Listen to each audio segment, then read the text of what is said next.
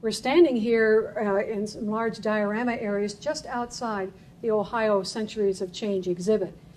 These large-scale, three-dimensional models present some of the most famous of the Hopewell Earthworks sites constructed by these people between about 100 BC and 500 AD. They give a marvelous sense of the form of the earthwork and how it's situated in the landscape.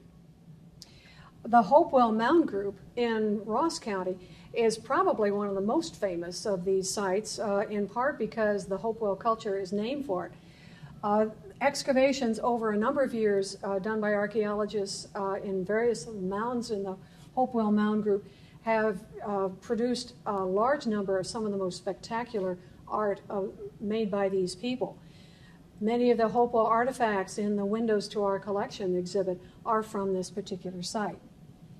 The Fordation earthwork is an example, and the best example at that, of a hilltop enclosure.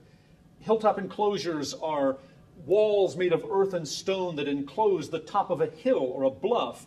And the form of the earthwork in this case is determined more by the shape of the hill than by an abstract geometrical form. The Sipe Earthworks is in Ross County along Paint Creek. It's an example of a geometric enclosure with portions consisting of simple geometric shapes such as the circles and square. The large loaf-shaped mound at the center of the large circle is Sipe Mound.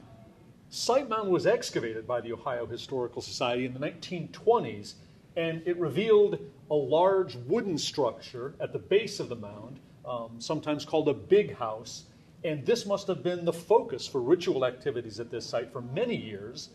But at some point, when the rituals had ended, the house was dismantled or torn down, and the large mound built over the top of it. The monumental earthen architecture of the Hopewell culture is unique in its scope and in its geometric precision. And it's evident, too, that some of these earthworks were aligned to movements of the sun and the moon.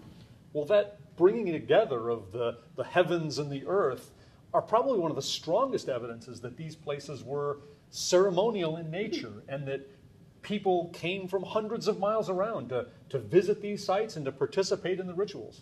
And people are still coming there even in the 21st century. That's right.